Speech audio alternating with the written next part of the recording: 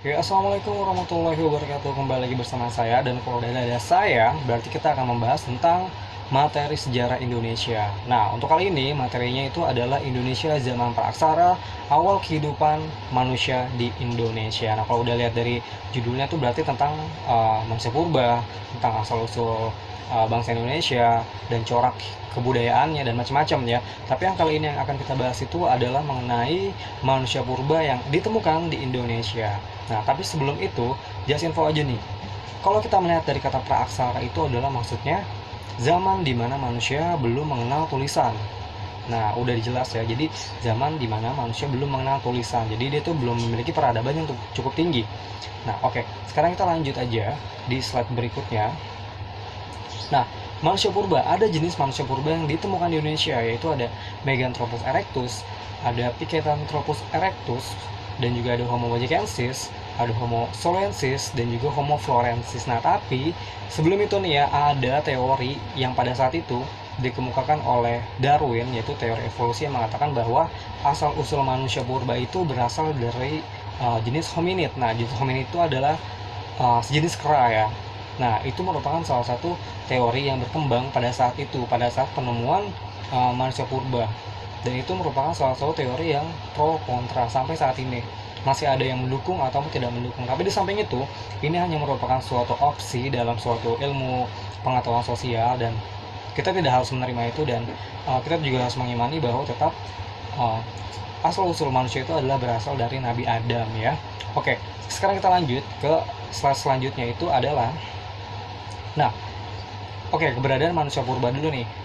Keberadaan manusia purba itu dimulai dari kala Pleistosen dan juga Holosen. Nah, sebenarnya kala Pleistosen dan Holosen itu termasuk ke dalam periode Neozoikum, di mana pada saat itu sudah berkurang hewan-hewan besar seperti yang biasa kita kenal seperti hewan-hewan reptil besar ya, atau dinosaurus ya kan, itu udah mulai berkurang di zaman Neozoikum. Dan ini juga terbagi menjadi dua periode ya, ada tersier dan juga kuartier. Dan juga nih untuk yang adanya bangsa manusia purba itu dipercaya ada di zaman kuartier ya. Oke, udah cukup jelas ya untuk infonya Pleistosen dan juga Holosen. Dan sekarang ada pembagian manusia purba yang ditemukan di Indonesia. Nah, pertama itu adalah di Pleistosen bawah. Ini Pleistosen yang paling awal ditemukan adalah Meganthropus paleojavanicus ya. Ada juga Pleistosen tengah, Pithecanthropus erectus, dan di Pleistosen atas ada Homo bojacensis dan juga Homo solensis. Dan di Holosen itu ada Homo sapiens. Nah, Homo sapiens itu merupakan jenis manusia purba yang sudah memiliki teknologi yang cukup maju, atau bisa dikatakan manusia modern seperti sekarang dari segi fisik dan juga uh, perkembangan otaknya dan juga kebudayaannya sudah cukup berkembang dibanding dengan manusia purba sebelum-sebelumnya. Oke, sudah cukup jelas di sini ya. Sekarang kita bisa lanjut dulu untuk ciri-ciri manusia purba yang akan kita bahas di slide selanjutnya.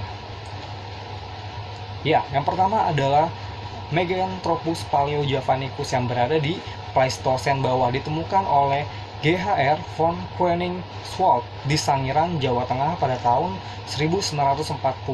Nah, di sini ada beberapa karakteristik dan ciri-ciri dari Meganthropus paleojavanicus. Pertama itu disebut manusia purba tertua di Indonesia. Nah, karena dia itu kenapa tertua? Karena ditemukan di bagian Pleistosen yang paling bawah ya.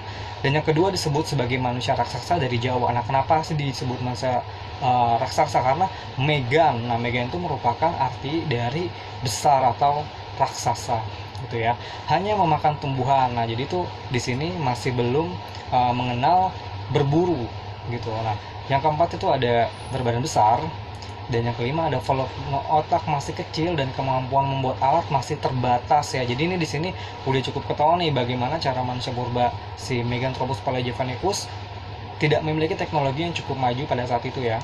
Karena amat sangat terbatas untuk membuat suatu alat. Jadi benar-benar hanya mengandalkan kekuatan fisiknya saja.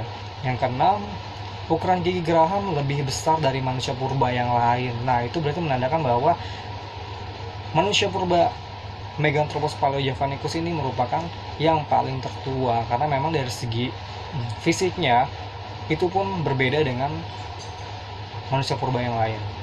Oke, sekarang kita lanjut di slide selanjutnya. Untuk di Pleistosen Tengah itu ada Pithecanthropus erectus yang ditemukan oleh Eugene Du Bois di Desa Trinil, Kabupaten Sangiran, Jawa Timur pada tahun 1891. Nah, Pithecanthropus erectus ini terbagi ke dalam 3 suku kata nih.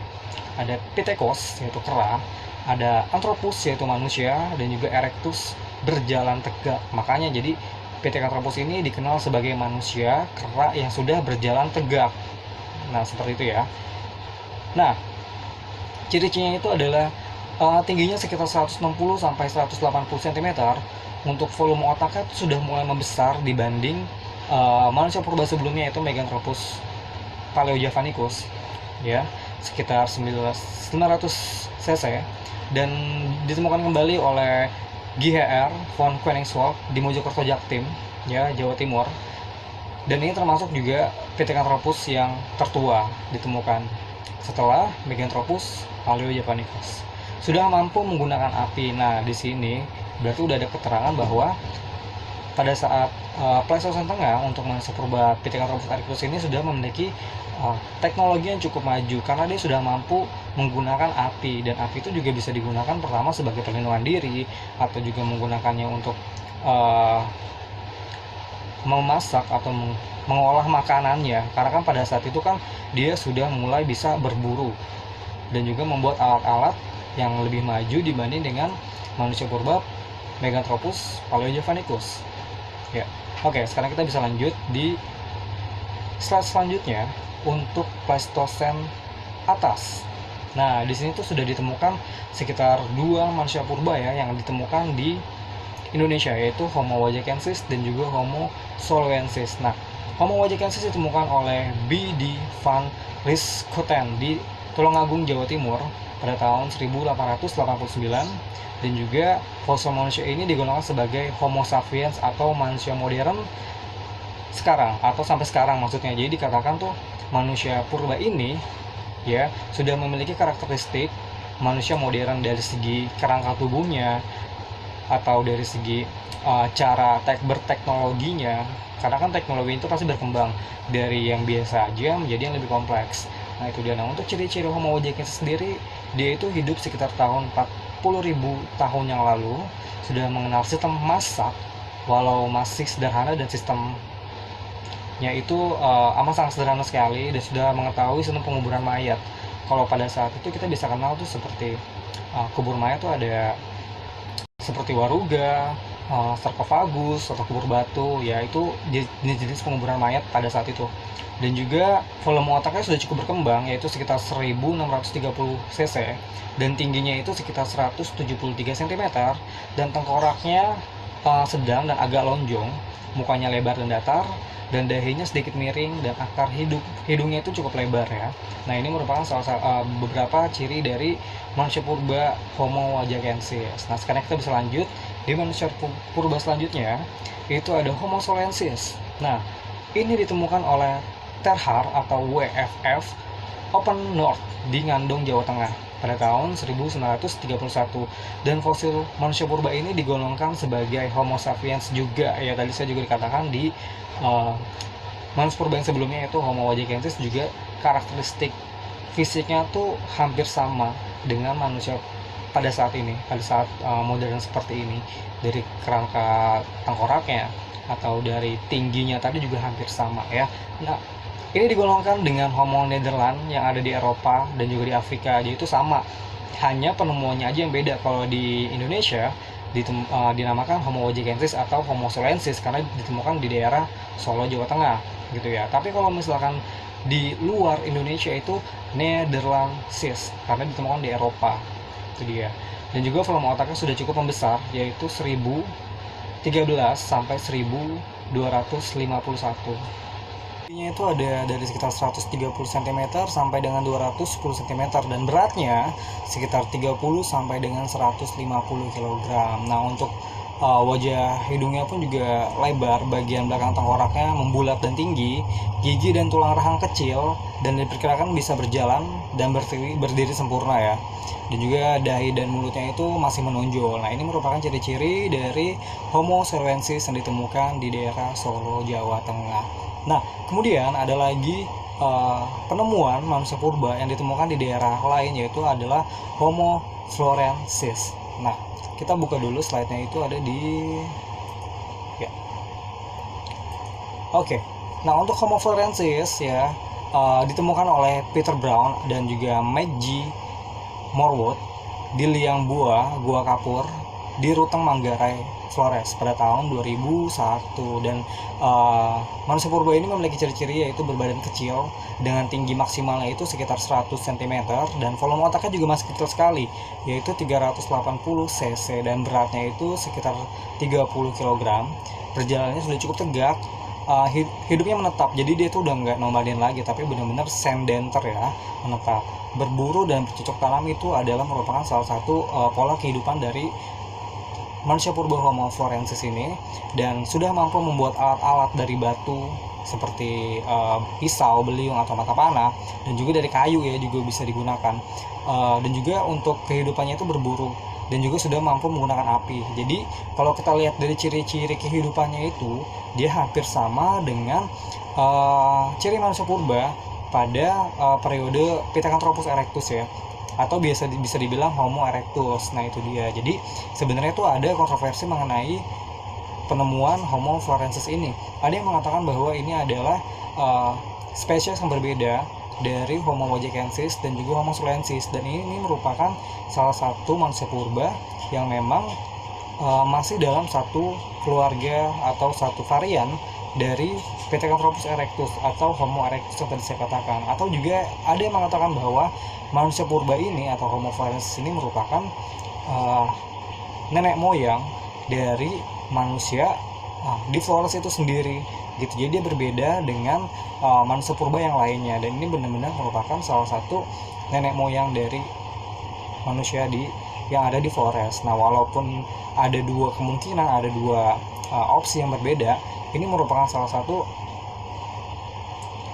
penemuan yang amat sangat harus dikaji lebih mendalam seperti itu. Nah, kemudian ada lagi yang kita kenal dengan Homo sapiens. Nah, kita akan lihat Homo sapiens ini tadi saya katakan di awal bahwa manusia Homo sapiens ini merupakan manusia modern yang kerangkanya itu sudah hampir mirip atau bisa dikatakan mirip dengan manusia modern pada saat ini atau pada masa sekarang. Nah, terbagi menjadi dua, yaitu Homo sapiens kuno yang hidup sekitar 300.000 tahun yang lalu, dan juga ada Homo sapiens modern yang hidup sekitar 160.000 tahun yang lalu sampai dengan sekarang ya. Dan untuk ciri-cirinya itu adalah tingginya sekitar 130 sampai dengan 210 cm, dan untuk volume otaknya sudah cukup besar ya, dari 1000 sampai dengan 2000 cc, dan terdapat dagu pada rahang bawah akibat reduksi gigi, rahang, dan otot kunyah. Nah, otot dan tulangnya ukurannya lebih kecil, jadi tidak sebesar manusia purba pada saat Meganthropus paleojavanicus dan juga Pithecanthropus erectus. Telah mengenal bahasa. Nah, itu dia. Walaupun bahasanya itu masih amat sangat dasar dan juga tidak sekompleks yang sekarang. Dan dapat membuat alat-alat dari batu dan peralatan lebih kecil, ya seperti anak panah, pelempar tombak, dan juga mata pancing. Nah, ini juga berkaitan dengan nanti adanya lahirnya ras-ras yang ada di dunia ya, seperti Mongoloid, Australoid, Kaukasoid. Nah, ini juga bisa dikategorikan ke dalam manusia Homo sapiens yang lahir di zaman Holocene ya. Nah, itu dia beberapa penemuan manusia purba yang ditemukan di Indonesia, dan saya harap bisa menjadi referensi kalian dalam menjadi penambah referensi dalam mata pelajaran sejarah. Dan juga saya harap untuk kalian semua tetap menjalankan prokes, karena kita masih dalam kondisi pandemi.